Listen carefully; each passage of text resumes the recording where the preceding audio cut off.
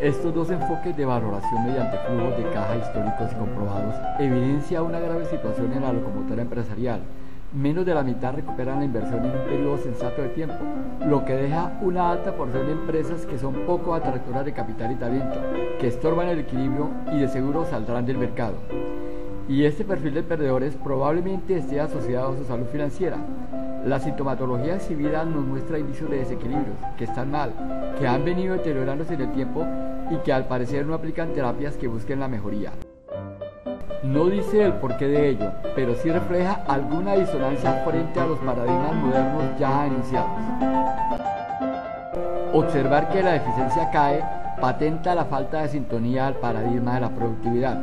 ¿Cómo es que al 2017 miles de empresas de tamaño considerable y años de estar en el mercado aún no corrigen sus prácticas operativas con esquemas de ISO 9000? No entendieron el paradigma y transitan con pesadas y costosas cargas que le quitan agilidad, desperdician insumos, esfuerzos y recursos. ¿Cómo es que buena parte de las empresas, miles, se someten a una esclavitud financiera y permiten que sobre sus hombros los proveedores de préstamos y banqueros jineteen alegremente? No han entendido el paradigma financiero ni la estructura de capital y por ello han perdido el control de su patrimonio. ¿Cómo es que solo una porción de empresas lideran la expansión de su actividad y aportan el grueso del crecimiento, en tanto otras, la gran mayoría, a la saga y esperando? Esto en teoría de juego suma cero quiere decir que lo que ganan estas lo pierden las otras. Esas otras no entendieron el paradigma de la competitividad. Estamos verificando la desarmonía de los paradigmas actuales y la total discordancia de la mayoría de las empresas frente a estos. Los nuevos paradigmas, como la transparencia en la información, NIF, y la responsabilidad social corporativa, traerán consigo más efectos, riesgos y mayor confusión. Al no estar adheridas a estas filosofías y como consecuencia de ello, muestran pobres resultados, no resultan atractivas para nadie. Ningún banquero inversionista les va a soltar capital. ¿Para qué? ¿Para perderlo? Bien. Aunque no podemos establecer una relación causal directa entre estos paradigmas y los resultados, seguiremos intuitivamente especulando sobre la dinámica, las prácticas de gestión, las expectativas y de las categorías de empresas que lo hacen bien, los que van a medias y los que no hacen nada. Bien, me explico.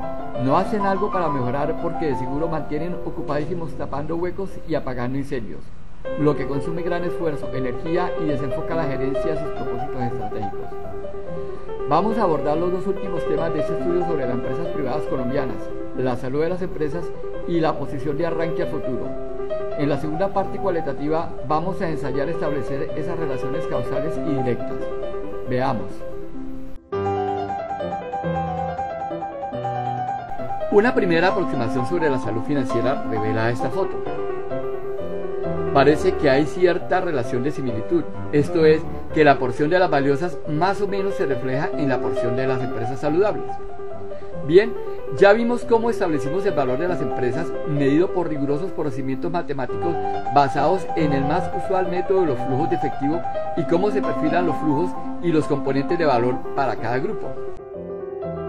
¿Cómo establecemos la salud financiera de las empresas? Cuando se habla de salud en perspectiva humana se refiere a una serie de condiciones fisiológicas, morfológicas, psicológicas y mentales que exhibe una persona, lo que la hace apta y capaz de ejercer actividades productivas y disfrutar de algunos eventos y experiencias placenteras y recreativas. El estado de salud se modifica según las costumbres alimenticias, la exposición al entorno, la aprehensión de habilidades y conocimientos preventivos, la práctica de actividades, las percepciones que fundan creencias sobre el entorno de actuación principalmente. Esos estados se detectan a través de indicios que datean la funcionalidad, la exploración física de órganos, los niveles de rendimiento productivo, las capacidades perceptivas y sensoriales del entorno, las inclinaciones y patrones psicológicos de conducta o perturbaciones surgidas de colisiones bruscas contra el entorno. Estos indicadores de condición física, psíquica y mental, evaluados frente a patrones estándares, nos dicen de la buena salud o de alteraciones que pueden agravar una condición, causar efectos colaterales a otros órganos o contaminar nuestros entornos y a los que lo habitan. Este diagnóstico, a través de la detección de síntomas y el análisis profundo de variables de comportamiento atípico, permiten al profesional médico recomendar terapias. Del acertado diagnóstico y de las oportunas aplicaciones depende la recuperación de la salud y el retorno a la normalidad. Eso lo sabemos todos. Y este enfoque procedimental lo utilizamos para estudiar la salud de las empresas: detección de síntomas, análisis interno del entorno de actuación, terapias de mejora o extirpación, seguimiento. Y el éxito de una recuperación depende del buen diagnóstico y de la rigurosa aplicación de acciones correctivas y fortalecedoras. Creo que esto también lo entendemos. Por otro lado, desde una perspectiva existencial, el ser humano siempre se ha preocupado por el futuro, al inversionista también, y con más apuro, ya que él es el que hace las apuestas para forjarlo. Sin su disposición a tomar riesgos y patrocinar visionarios e idealistas, el mundo no hubiera podido avanzar. Para evaluar una sintomatología, predecir un evento de quiebras y conquistas, nos valemos de los números que cuantifican una situación, unos referentes teóricos, unos procedimientos mecánicos para tratar datos e información y de unas percepciones que nos guíen a entender una situación en un contexto y unas intenciones y premisas. Por mucho tiempo, en diferentes lugares, los matemáticos han desarrollado algoritmos que permitan identificar las variables más influyentes en el estado de salud financiera de una empresa. Se identificaron docenas de variables, algunas de fácil cuantificación numérica, y se estudiaron las cifras contables de miles de empresas. Así surge por allá en los 60 la investigación en terreno sobre las causas de quiebra y la formulación de modelos matemáticos de corte cuantitativo para estudiar algunos patrones de desempeño asociados a las empresas que acudían a la bancarrota. En la formulación de estos modelos se tomaban diversas variables de forma intuitiva, las que se fueron descartando en la medida que el análisis estadístico permitía valorar la significancia estadística y los grados de asociación que podían tener unas variables sobre el resultado final. Luego de décadas de estudio, se llega al modelo del matemático Allman, quien redujo a la forma más sencilla, sin perder significancia, a 5 mediciones clave y a ponderar su peso en el resultado. Esto lleva a calificar a la empresa en razón a un indicador y a partir de él definir la posición predictiva. Si estaba por encima de 2.7, perfilaba una empresa sana con buenas probabilidades de continuar en el futuro. Si estaba entre 2.7 y 2.3, manifestaba síntomas de deterioro en su salud, por lo que se requería urgentes cuidados y acciones correctivas de mejora efectiva.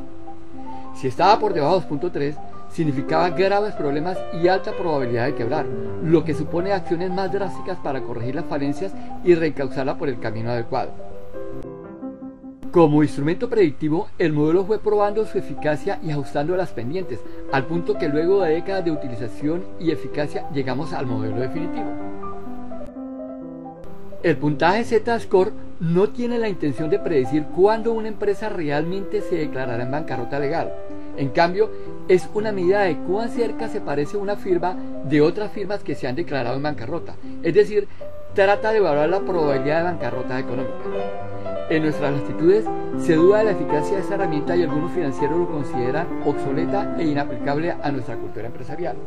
Mi experiencia por más de 30 años en las líneas financieras me ha enseñado su gran utilidad predictiva, que funciona en 8 de cada 10 casos. Para mí funciona y lo utilizo. Y a partir de sus principios y procedimientos haremos el análisis para ver cómo está la cosa en el vecindario.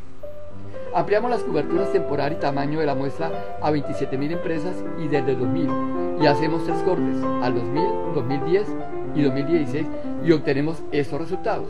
En el año 2000 la Supersociedades dateó 10.717 empresas privadas, al 2010 23.199 y al 2016 27.296. En cada estación de tiempo sucedieron cambios. Del 2000 al 10 desaparecieron 5.031 empresas e ingresaron 17.513 nuevas empresas a su vigilancia. Al 2016 desaparecieron otras 7.153 e ingresaron 11.250 nuevas. De las 39.000 empresas que en algún momento del 2000 al 2010 reportaron su existencia a la Superintendencia de Sociedades, al 2016 llegaron 27.000 empresas. ¿Qué pasó con las 12.000 restantes? ¿Fracasaron todas? ¿Fueron absorbidas o comprados por otras? ¿De cuánto capital estamos hablando? En efecto, por los cambios sucedidos en el siglo corrido, las empresas privadas han experimentado muchos cambios. Se han fusionado algunos operadores, otros han sido comprados por extranjeros. Esos son los pocos casos. y la gran mayoría de desaparecidas han fracasado, salido del mercado mediante quiebras. Hay una alta mortalidad en las empresas privadas. A la vista se observa un deterioro, cada vez es más grande la porción de empresas en zona roja, lo que de entrada nos debería preocupar y que en cierta medida sintoniza con el perfil de las empresas no valiosas. Esto es como decir que la tercera parte de las empresas de considerable importancia económica de antigüedad desaparecieron en lo corrido del siglo, algo más de una década. ¿Es mucho o es poco? Ya lo iremos ponderando. Por otro lado, de las 22.000 que en promedio reportaron su existencia y luego de haber desaparecido 12.000 y llegar hoy a 27.000, refleja el pujante ímpetu empresarial. Así como salen empresas, ingresan otras a tapar esos vacíos dejados, lo que ilustra el vigor y también los patrones de propiedad de las empresas colombianas. Las empresas jóvenes ya mueven hoy un considerable volumen de negocios, un porcentaje importante de la muestra 27K. Esto es muy bueno. Estas empresas utilizan un fondeo en el que el aporte de los bancos es marginal. Esto es bueno, que nuevos capitales inyecten energía a la actividad económica, se arriesguen a apostar por nuevos emprendimientos que desafían el establecimiento y le quiten cuota a las vacas sagradas. Y también es bueno que mucho capital extranjero apueste por las oportunidades económicas. ¿Recuerda lo que afirmamos al principio? El 55% del capital privado está en manos de extranjeros en una espiral alcista desde comienzos del siglo. Así lo veamos como una descolombianización de las empresas, como una invasión extranjera, el capital llega porque afuera ven oportunidades pese a las altas limitaciones institucionales, fallas en transparencia, desalineación a las NIF y a las NIAs, que dificulta evaluar el rendimiento económico y establecer el valor de las empresas. Para entender la dinámica y de paso validar Altman, observemos el proceso. De las 11.000 del 2000, así estaban etiquetadas por su estado de salud: 5.088 verdes, 737 amarillas y 4.892 rojas. Una década después de las verdes, 2.001 continuaron en esa playa, 239 descendieron a playa amarilla y 774 a playa roja. ¿Qué pasaría con las 2.000 restantes? De las que estaban amarillas, o sea en cuidados intensivos, así migraron. Faltan 282. ¿Qué pasó? Y de las que sufrían en playa roja, muchas dejaron de sufrir. Al cementerio también fueron a parar algunas amarillas y verdes sin mucha agonía. Así, al 2010 ya habían 23.000 empresas. Al 2016 se replica la dinámica. Las que venían del 2000 así se disponen. Las del 2010 así. Y los entierros aumentan. Y el vacío dejado por los difuntos es llenado por nuevos, que así se disponen. Terminamos 2016 con 27.000 empresas. En un lustro, 7.000 empresas desaparecieron.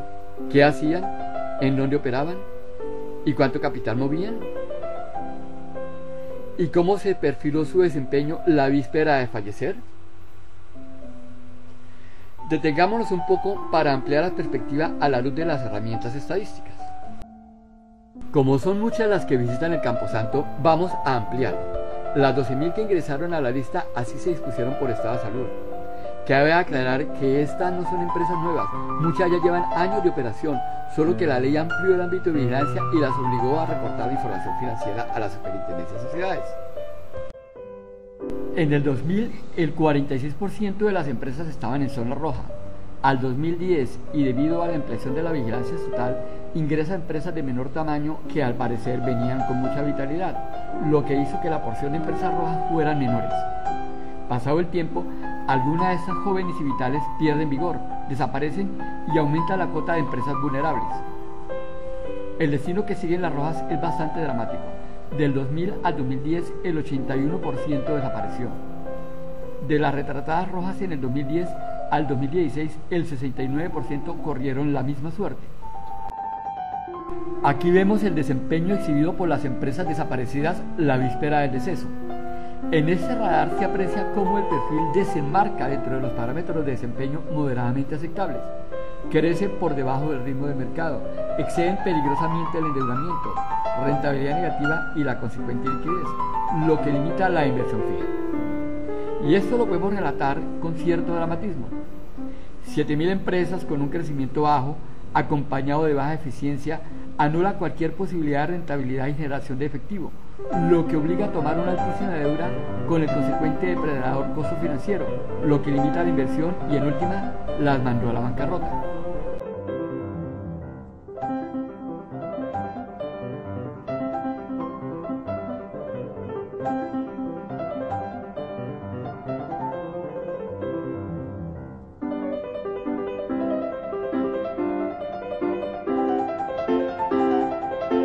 El pago de intereses duplica la inversión fija. De estas 7.153 empresas, el 94% son esclavas financieras, trabajan para los acreedores. Todo esto las hace vulnerables y en última los acreedores, a quienes se les fue endosando la empresa, son las que llevan del bulto, 19.4 billones de pesos en deudas. Cabe aclarar que aunque el nivel de apalancamiento no parece alto, consideremos que de los 27.7 billones de patrimonios que exhibían la víspera de la agonía, cerca de la mitad, 12 billones, la aportaban valorizaciones y revalorizaciones. Como ya lo notamos, no aportan efectivo, pero sí maquilla una solidez patrimonial. ¿Cómo es que empresas que desde el 2010 ya manifestaban síntomas de mala salud aceleran prácticas contables de valorizaciones hasta llegar a representar el 43% del patrimonio al momento de la liquidación? Estamos hablando de 3.800 empresas que siguieron esta práctica. Estas vistas nos tientan a pensar en que hay algo de mala intención como mecanismo extremo de supervivencia. ¿Por qué quiebran las empresas? Cuando al comienzo de esta lección acudimos a la analogía médica, anotamos que los indicadores señalan síntomas, pero no determinan causas. Alrededor del tema de las quiebras se ha escrito mucho, replicando aún más, tanto que el tema es tan común que ha vuelto insensible a los empresarios. Escuchamos y nos parece que somos tan buenos y fuertes que eso no nos pasará, que eso le sucede a los demás. Sin embargo, estos eventos suceden con mucha frecuencia y a todos. Podemos agrupar las razones y motivos de quiebra en 7 frentes: operaciones, mercadeo, finanzas, exógenas, éticas, gerencia y de estrategia. Y de acuerdo a la orientación, preferencia y esnobismo del analista, señala la importancia de cada grupo. Es como contar la misma historia en varias versiones y protagonistas, lo que ayuda a confundir. ¿Y eso es bueno? Así que detrás de las cifras que retratan este dramático fenómeno de mortandad empresarial, encontramos las auténticas causas que las producen. Así que los modelos matemáticos de análisis discriminante, modelos estocásticos, matrices markovianas y otras sofisticaciones estadísticas nos están revelando una sintomatología desde la perspectiva cuantitativa y vislumbra algunas luces a las que hacer seguimiento para llegar a las causas. Pero los verdaderos motivos, las causas subyacentes, están matizadas en una compleja conceptualización y entramado lleno de subjetividades, incoherencias racionales, disonancias cognitivas y otros motivos emocionales. ¿Cómo es que sabiendo de los fracasos de otros, entendiendo las causas y asustados por la espada de Damocles, el proceso no se ha detenido? ¿Cómo es que todos los días se cierran tantas empresas como las que se abren, arrastrando pérdidas económicas, sociales y hasta vidas, y los empresarios no aprenden lecciones de supervivencia? ¿Será que la falla está en los diagnósticos médicos, en las terapias y medicinas, en el escaso compromiso humano por sobrevivir, o en qué otras cosas pueden haber? Aquí se aprecian las enormes brechas. Ambos grupos están en niveles similares de crecimiento. Sin embargo, comienza a apreciarse diferencias en productividad, que si bien no repercuten en la generación efectiva, pero que dado el elevado endeudamiento con su colateral extracción monetaria, las vuelve esclavas financieras. Junto a una inusual exagerada inversión fija, golpean tan duro y con tal gravedad que conduce a las rojas a pérdidas. Las empresas rojas están en todas las actividades, siendo el comercio y la construcción donde más proliferan, seguidos por la manufactura y la inmobiliaria. Como son estas actividades las que más empresas contienen en la muestra 27K, vamos a ponderar su volumen de actividad en su sector. Aquí vemos que las rojas que actúan en la inmobiliaria, logística e infocomunicaciones aportan más de la mitad de la producción. En estos sectores van a haber muchas movidas. Y en los servicios profesionales y el comercio, donde estas rojas tienen menos peso. En valores nominales, la manufactura y el comercio aportan el 60% de esos 188 billones de pesos que están a punto de cambiar de manos que los atiendan. ¿Qué nos señalan esos patrones de evolución empresarial? ¿Nos puede servir la historia para predecir el futuro? Dada la alta mortalidad, se esperaría matemáticamente que las 27.000 en pocos años, digamos al 2020, una porción importante no nos acompañe a celebrar el feliz 2021. El poder predictivo de Altman, manifiesto en esta dinámica: de 10 rojas, una asciende, 2 se mantienen y las demás desaparecen. Intuimos que hacia futuro es probable que se repliquen estos patrones, tal vez con más intensidad y rapidez que hoy. A partir de unos patrones que reflejan el comportamiento de un grupo, se retrata su valor numérico, donde se mide el peso, las eventuales influencias que ejercen dentro del sistema, la intensidad de su influencia y su sentido, sea expansivo o restrictivo, y su impacto fuera de él. Así retratamos una imagen en el tiempo. Podemos hacer retratos en diferentes momentos en el tiempo y apreciar cómo cambian los coeficientes, que no es más que la representación matemática de un desempeño. La secuenciación de los patrones permite notar el debilitamiento de la fuerza de algunos, el reforzamiento de otros y dimensionar la fuerza entrópica oculta en estas relaciones. Este modelo sencillo retrata 3 grupos medidos en 3 variables representados en cadenas de ecuaciones lineales. Los modelos estocásticos más sofisticados pueden manejar 100 grupos, 100 variables, en cadenas de ecuaciones cuadráticas, logarítmicas o exponenciales. La secuencialización en el tiempo de estos tránsitos permitió a Markov desarrollar las matrices markovianas tan útiles para fines predictivos, pero curiosamente tan desconocidos para los que juegan a predecir el futuro. Estas cadenas son un tipo especial de procesos estocásticos discretos en el que la probabilidad de que ocurra un evento futuro depende solamente del evento inmediatamente anterior. ¿Y cómo están las cosas en las regiones? En la región atlántica, las enfermas profundamente desbalanceadas en palanca y generación. Las paisas no exhiben una diferencia clara entre sanas y enfermas, pero se evidencia la pesada carga deudora. Las occidentales más equilibradas en generación, pero reapalancadas. Y parece que el endeudamiento postra la enfermedad a las empresas del país, sustrayéndoles exageradas porciones de generación indígena, lo que las culmina a más deuda, menos rentabilidad y restricciones al crecimiento. Estamos hablando de 10.719 empresas con una inversión de 388 billones de pesos.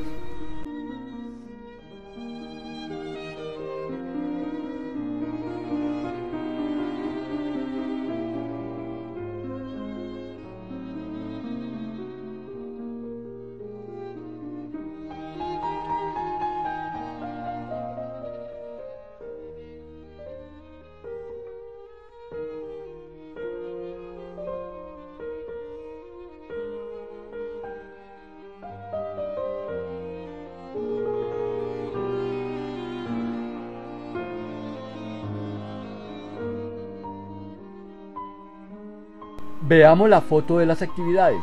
Brevemente, las rojas prevalecen por el alto apalancamiento, la voraz porción que comen los intereses sobre la generación y un peso desbordado de la inversión fija. Las verdes, por su parte, sobresalen por la rentabilidad, el crecimiento y la eficiencia, y exhiben un perfil más equilibrado en su desempeño. Se aprecian algunas anomalías por exceso en financiero, inmobiliario y manufacturero, y por defecto en minero-energético. Veamos la foto de las actividades. Brevemente, las rojas prevalecen por el alto apalancamiento, la voraz porción que comen los intereses sobre la generación y un peso desbordado de la inversión fija. Las verdes, por su parte, sobresalen por la rentabilidad, el crecimiento y la eficiencia, y exhiben un perfil más equilibrado en su desempeño. Se aprecian algunas anomalías por exceso en financiero, inmobiliario y manufacturero, y por defecto en minero-energético. Estos excelentes perfiles nos permiten ahondar aún mucho más en detalle desde las diferentes perspectivas, sea posicional, actividad o métrica de desempeño. De eso hablaremos más adelante cuando procuraremos encontrar explicaciones causales a esta sintomatología.